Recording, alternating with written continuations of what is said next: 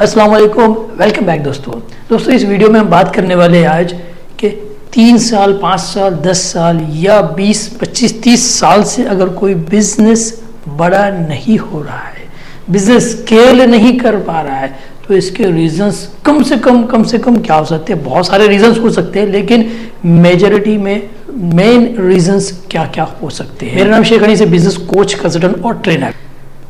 चंद main reasons के ऊपर हम बात करने वाले जिससे बिजनेस बड़ा नहीं हो रहा है, बिजनेस आगे नहीं बढ़ रहा है। इसके रीजंस क्या क्या होते हैं। सबसे पहला तो रीजन होता है कि लो ओनर कैपेबिलिटी।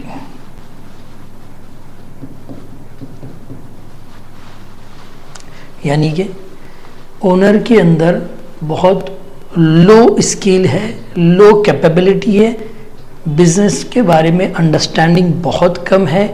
जो उसको लगता है कि मुझे बहुत कुछ समझता है और आता है। अगर ये ओनर को इतना ही समझता है तो फिर बिजनेस क्यों नहीं बढ़ा पा रहा है, कंपटीशन को क्यों नहीं फेस कर पा रहा है।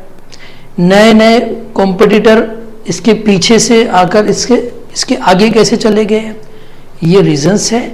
एक्सेप्ट करने के लिए इतने रीजन कम से कम काफ़ी है। अगर एम्प्लॉय भी ब्लैकमेल करते हैं और पैसा भी बार बार कर्ज लेकर धंधे को चलाना पड़ता है, तो ये रीज़न कम से कम काफ़ी है एक बिजनेसमैन के, एक ओनर की लो कैपेबिलिटी को समझने के लिए, क्लैरिटी के लिए कि इस ओनर के अंदर लो एबिलिटी है, कैपेबिलिटी इस ओनर की कम है, जिसकी वजह से ये ओनर अपने बिजनेस को बड़ा नहीं कर पा रहा है। दूसरा एक रीजन हो सकता है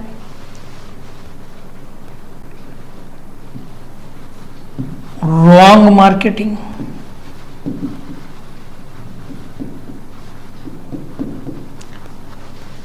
रॉन्ग मार्केटिंग एक रीजन हो सकता है कि ओनर को मार्केटिंग किस तरह से करना है ये नहीं आता है। ओनर मार्केटिंग प्रॉपर नहीं कर पा रहा है अपने बिजनेस की, अपने प्रोडक्ट की, किस तरह से मार्केट में अपने प्रोडक्ट को पेश करना है, कस्टमर को अट्रैक्ट करना है, ये ओनर के पास एबिलिटी नहीं है। तीसरा एक रीजन है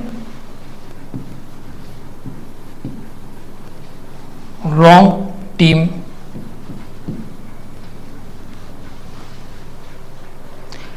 ओनर के पास एबिलिटी और कैपेबिलिटी या बिजनेस स्किल्स की कमी की वजह से पीपल अंडरस्टैंडिंग की कमी भी होती है।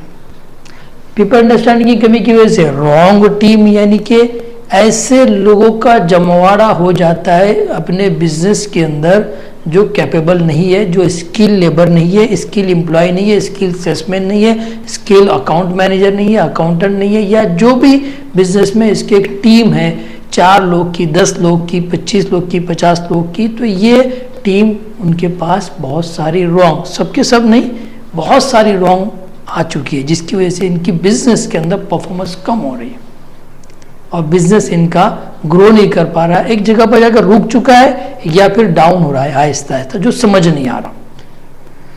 तो ये रॉन्ग टीम की वजह से होता है। अब ओनर, क्योंकि ओनर की कैपेबिलिटी कम है, तो बहुत सारे लोग, बहुत सारे ओनर अपने कान के नीचे का बंदा चाहते हैं, अपनी तारीफ सुनने वाले लोगों को पसंद करते हैं, जो इन्हें झेले, जो इनकी तारीफ करे, जो इनके बारे में कोई भी निगेटिव चीज होती है या बिजनेस को लॉस करने वाली भी एक्टिविटी होती है, तो ओनर के बारे में ओनर को वो आगाह नहीं करते। ओनर के बारे में किसी किस्म की भी कोई निगेटिव चीज़ होती है तो ये उसके बारे में ये ओनर को इत्तला नहीं देते कि ये आपकी तरफ से गलती हो गई है, ये प्रॉब्लम, ये डिसीजन की वजह से ये प्रॉब्लम्स क्रिएट हो रहे हैं। तो इस तरह की किसी भी किस्म की आगाही ना करने वाले लोगों का एक जमवाड़ा इनके पास जमा होता है, सिर्फ ये तारीफ़ें करते हैं, जिसकी वजह से ओनर को लगता है कि मैं तो बहुत ज़बरदस्त बिजनेसमैन हूँ, और वो बस इसी खुशफहमी के अंदर चलता रहता है। और 10, 20, 30 साल हो चुके होते हैं और उसको फिर वो अपना बिजनेस एज़ कम्पेयर टू नई कंपनीज तो आ रही है, बहुत सारी कंपनी तो नहीं आ रही है और इनसे आगे चली जा रही है, अगले 4-5 सालों में वो आगे जा रही है, लेकिन इनके पास रीज़न होते हैं कि नहीं हमारे पास फला चीज़ नहीं है, फला रिसोर्स नहीं है, फला हमारे रिलेशन नहीं है, इतना बजट नहीं है और ऐसी लोकेशन नहीं है। ये सारे इनके एक बहाने होते हैं, एक्चुअल में ये परफॉर्म ना करने का रीज़न ढूंढते और इस तरह के ये बहाने बताते रहते हैं आपस में। और एक रीज़न होता है साहब, रॉन्ग प्रोडक्ट।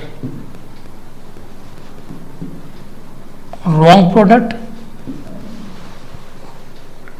गलत प्रोडक्ट को इंट्रोड्यूस करना।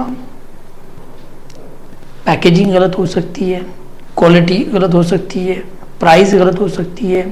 एक प्रोडक्ट के अंदर ऐसी बहुत सारी चीज़ें होती है जो गलत हो सकती है। तो ये ओनर और प्रोडक्ट को रॉन्ग प्रेजेंट करना, जो मार्केट में जो चलता, जो मार्केट में जो प्रोडक्ट का डिमांड है उसके अलावा ही सेल किया जाता है, क्योंकि उसमें ओनर को प्रॉफिट ज़्यादा है, कंपनी को ज़्यादा प्रॉफिट है, तो उसी की तरफ कंपनी का ज़्यादा फोकस होता है कि इसी को ज़्यादा सेल करो। और जो प्रोडक्ट ज़्यादा डिमांड है और उसमें कम प्रॉफिट है तो वो प्रोडक्ट को ये सेल नहीं करते। एक्चुअल में तो सेल वो प्रोडक्ट को करना चाहिए जो ज़्यादा डिमांड है, लेकिन ओनर की तरफ से ये प्रेशराइज किया जाता है कि नहीं इसमें ये प्रोडक्ट नहीं बल्कि ये प्रोडक्ट ज़्यादा सेल करो, क्योंकि ओनर को प्रॉफिट दूसरे प्रोडक्ट में ज़्यादा है। तो ये रॉन्ग प्रोडक्ट को सेल करने के चक्कर में भी कंपनी एक्सपांशन नहीं कर पाती है, कंपनी बड़ी नहीं हो पाती है, जिसकी वजह से कंपनी एक जगह पर आकर रुकी होती है। क्योंकि अगर 3 साल 5 साल या 10 साल से मार्केट के अंदर कोई कंपनी है तो वो कंपनी का वैसा ही कस्टमर बेस एक बना होता है और वो कस्टमर खरीदी करते रहता है।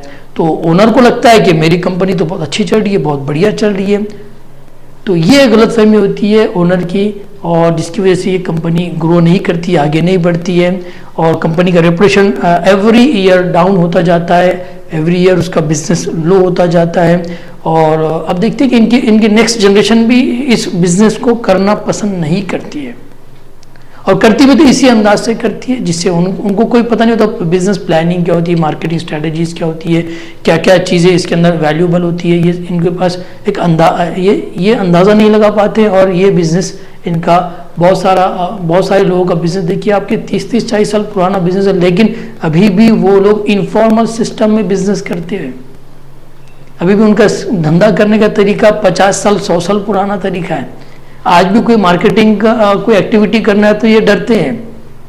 आज भी ये नंबर 1 में जीएसटी वाला बिल अगर इनको कटवाना है, अगर बनाना है तो ये डरते हैं। आज भी बहुत सारी चीज़ों के बारे में ये अपना स्टेप बैक करते हैं, अपने कदम नहीं उठाते हैं। तो ये एक बिजनेस ओनर की लो कैपेबिलिटी या अनकैपेबिलिटी कह सकते हैं हम इसको, जिसकी वजह से बिजनेस आगे नहीं बढ़ता, बिजनेस ग्रो नहीं। दोस्तों अगर आप बिजनेस स्टार्ट कर रहे हो या बिजनेस आपको बड़ा करना है आपको, तो वीडियो के एंड में नंबर है, आप कांटेक्ट कर सकते हैं, आपका बिजनेस को स्टार्ट और बिजनेस को बड़ा कर सकते हैं। Thank you so much.